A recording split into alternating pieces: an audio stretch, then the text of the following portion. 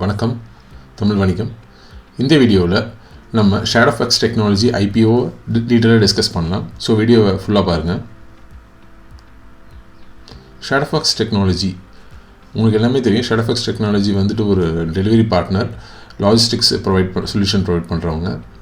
அந்த கம்பெனி வந்து e-commerce, parcel delivery இந்த மாதிரி சர்வீசஸ் டெலிவரி பண்ணிட்டுருக்காங்க. ஸோ அவங்களோட மெயின் பிஸ்னஸ் மாடல் வந்து பார்த்திங்கன்னா D2C delivery, hyper local and quick commerce.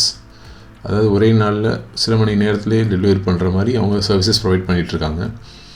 So all over இந்தியாவில் வந்து பார்த்திங்கன்னா 4299 பாயிண்ட்ஸ் வச்சுருக்காங்க. அவங்க நிறைய லாஸ்ட் மைல் சென்டர்ஸ், நிறைய கஸ்டமர் டெலிவரி சென்டர்ஸ் எல்லாம் வச்சுருக்காங்க. கிட்டத்தட்ட 14758 பின்கோடில் டெலிவரி பண்ணிகிட்ருக்காங்க. 3000க்கு மேலே ட்ரக்ஸ் வச்சுருக்காங்க.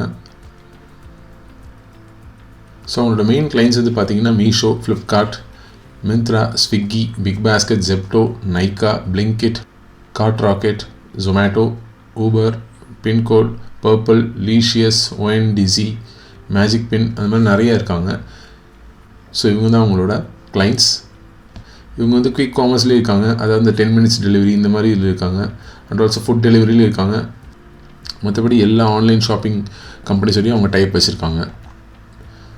ஸோ இந்த கம்பெனியோட மெயின் ப்ரொமோட்டர்ஸ் வந்து பார்த்திங்கன்னா அபிஷேக் பன்சால், வைபவ் கண்டேலால். ஸோ இந்த இஷ்யூ வந்து எவ்வளோன்னு பார்த்தீங்கன்னா கிட்டத்தட்ட வந்து 1907 கோடி, 1907 crores. ஃப்ரெஷ் இஷ்யூ வந்து பார்த்திங்கன்னா கிட்டத்தட்ட 1000 crores. Offer for sale, existing share holders 907 கோடிக்கு அவங்க ஷேர்ஸை செல் பண்ணிட்டு போகிறாங்க இந்த ஐபிஓவில். ஸோ இதுக்காக இந்த IPO, objects of this IPO, அந்த 1000 crores வந்து இந்த கம்பெனி என்ன பண்ண போகிறாங்கன்னு பார்க்கலாம். ஸோ ஃபண்டிங் ஆஃப் கேபிட்டல் எக்ஸ்பெண்டிச்சர்னால் அவங்க கம்பெனி க்ரோத்துக்காக 423 crores யூஸ் பண்ணுவாங்க. ஃபண்டிங் ஆஃப் லீஸ் பேமெண்ட்ஸ், புது ஸ்டோரேஜ் சென்டர்ஸ்க்காக, அந்த லீஸ்க்காக 138 crores செலவு பண்ணுவாங்க.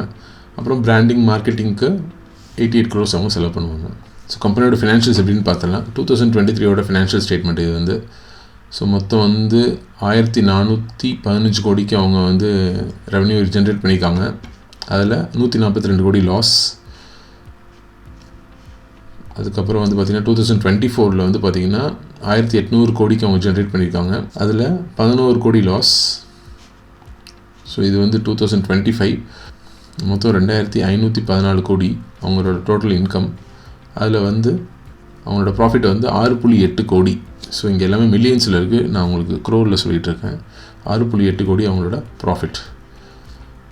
ஸோ பார்த்திங்கன்னா 10% கூட கிடையாது.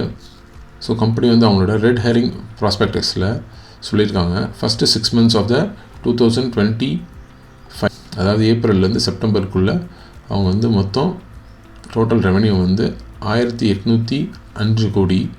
அதில் வந்துட்டு அவங்களோட ப்ராஃபிட் வந்து பார்த்திங்கன்னா 21 கோடி அவங்க ப்ராஃபிட்னு சொல்லியிருக்காங்க. ஸோ இதுபடி பார்த்தா இப்போதைக்கு கொஞ்சம் ப்ராஃபிட்ஸ் ஜென்ரேட் பண்ணிருக்காங்க கம்பெனி. ஸோ அவங்களோட டைல்யூட்டட் ஏர்னிங்ஸ் பர் ஷேர் வந்து 0.4ன்னு அவங்களே கொடுத்துருக்காங்க. இதுலேயுமே நல்லா நோட் பண்ணிக்கோங்க. ஸோ இம்பார்ட்டன்ட் கீ ஃபேக்டர்ஸ் என்னென்னு பார்த்துடலாம். டெப்ட் டு ஈக்விட்டி ரேஷியோ வந்து பார்த்திங்கன்னா மார்ச் 2025 வரைக்கும் 0.2ல் இருந்தது, இப்போ 0.21ல் இருக்குது. ஓகே, பரவாயில்ல, ரொம்ப மேஜரான டெப்ட் இல்லை. ரிட்டர்ன் ஆன் நெட்வொர்த்தில் வந்து பார்த்திங்கன்னா மார்ச் 2025 வரைக்கும் 0.97, இப்போ இம்ப்ரூவ் பண்ணியிருக்காங்க 3.03. இருந்தாலும் அது கொஞ்சம் கம்மி தான். EBITDA மார்ஜின் வந்து பார்த்திங்கன்னா மார்ச் 2025 வரைக்கும் கிட்டத்தட்ட 2%, இப்போ 3% கிட்டத்தட்ட வந்திருக்காங்க. ஸ்டில் லெஸ் தான் இன்னும். ப்ரைஸ் டு புக் வேல்யூ வந்து பார்த்திங்கன்னா கிட்டத்தட்ட 9 times இருக்குது. ஸோ இதெல்லாம் பார்க்கும்போது வந்து பார்த்திங்கன்னா கொஞ்சம் காஸ்ட்லியாக தான் இருக்குது price to book value.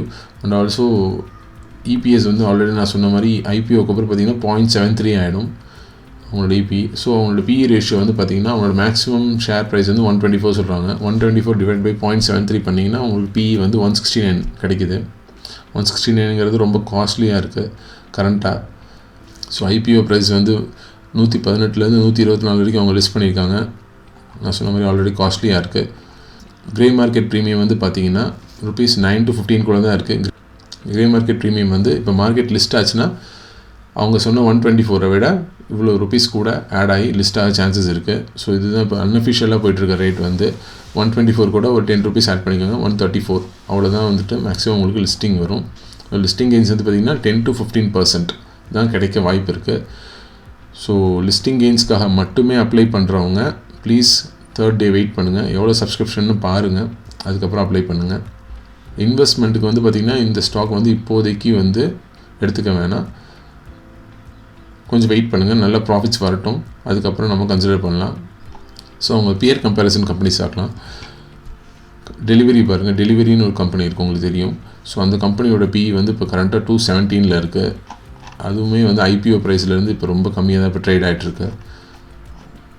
Blue டாட்டோட BE வந்து பார்த்திங்கன்னா 48. இந்த மாதிரி லாஜிஸ்டிக்ஸ் கம்பெனியோட இண்டஸ்ட்ரி பிஇ வந்து பார்த்திங்கன்னா 23.67. ஸோ நம்ம பார்த்ததில் வந்துட்டு பிஇ எவ்வளோன்னு நீங்கள் உங்களுக்கே தெரியும், கிட்டத்தட்ட 170 வருது. So long term investors please wait, கொஞ்சம் நல்ல ப்ராஃபிட்ஸ் வரட்டும், அப்புறம் பண்ணுங்கள். அதேமாதிரி லிஸ்டிங் கெயின்ஸ்க்காக பண்ணுறவங்க 3rd டே வரைக்கும் வெயிட் பண்ணுங்கள், நிறைய சப்ஸ்கிரிப்ஷன் இருந்தால் அப்புறம் பண்ணுங்கள். அதே மாதிரி கிரே மார்க்கெட் ப்ரீமியம் எவ்வளோ வருதுன்னு மானிட்டர் பண்ணிகிட்டே இருங்க. அப்புறமா லிஸ்டிங் கெயின்ஸ்க்காக அப்ளை பண்ணுறவங்க அப்ளை பண்ணுங்கள். ஐபிஓ வந்து எப்போ ஓப்பன் ஆகுதுன்னு பார்த்தீங்கன்னா January 20, 2026. ஐபிஓ க்ளோஸ் ஆகுது January 22. அலாட்மெண்ட் ஆகிற டேட் வந்து January 23. யாருக்கு அலாட் ஆகலையோ அவங்களுக்கு ஃபண்ட்ஸ் வந்து 27th வந்துடும். டிமேட் அக்கௌண்ட்டில் உங்கள் ஷேர்ஸ் எப்போ கிரெடிட் ஆகும்னு பார்த்தீங்கன்னா January 27 அன்றைக்கே உங்களுக்கு கிரெடிட் ஆகிடும். ஐபிஓ லிஸ்டிங் டேட் வந்து January 28. ஸோ மினிமம் நீங்கள் ஒரு லாட் வாங்கலாம். ஒரு லாட் வந்து 120 ஷேர்ஸ், 14,880 ரூபா. மேக்ஸிமம் நீங்கள் 13 லாட்ஸ் வரைக்கும் வாங்கலாம். 1,93,440 வரைக்கும் வாங்கலாம். இந்த ஐபிஓ ரெஜிஸ்டர் வந்து பார்த்திங்கன்னா கேஃபின் டெக்னாலஜிஸ். நீங்கள் January 24 லாகின் பண்ணி பார்த்தீங்கன்னா உங்களுக்கு இந்த ஐபிஓ அலாட் ஆயிருக்கான்னு தெரியும் இந்த வெப்சைட்டில். ஸோ எந்த ஒரு இன்வெஸ்ட்மெண்ட் பண்ணுறதுக்கு முன்னாடி டீட்டெயிலாக ரிசர்ச் பண்ணுங்கள், அனாலிசிஸ் பண்ணுங்கள், உங்கள் ஃபினான்ஷியல் அட்வைஸர்கிட்ட டிஸ்கஸ் பண்ணுங்கள். அப்போ தான் உங்கள் இன்வெஸ்ட்மெண்ட்ஸ் க்ரோத் ஆகும். இந்த வீடியோ வந்து ஒரு எஜுகேஷன் பர்பஸ்க்கான வீடியோ, நான் எந்த ஸ்டாக்ஸை ரெக்கமெண்ட் பண்ணல. ஸோ உங்கள் இன்வெஸ்ட்மெண்ட் பண்ணுறதுக்கு முன்னாடி நீங்கள் உங்கள் ஃபினான்ஷியல் அட்வைஸரை டிஸ்கஸ் பண்ணிவிட்டு அப்புறமா பண்ணுங்கள். இந்த வீடியோ பிடிச்சிருந்தால் லைக் பண்ணுங்கள், சேனலை சப்ஸ்கிரைப் பண்ணுங்கள், உங்கள் ஃப்ரெண்ட்ஸ்க்கு ஷேர் பண்ணுங்கள். Thank you for watching this video. Have a nice day.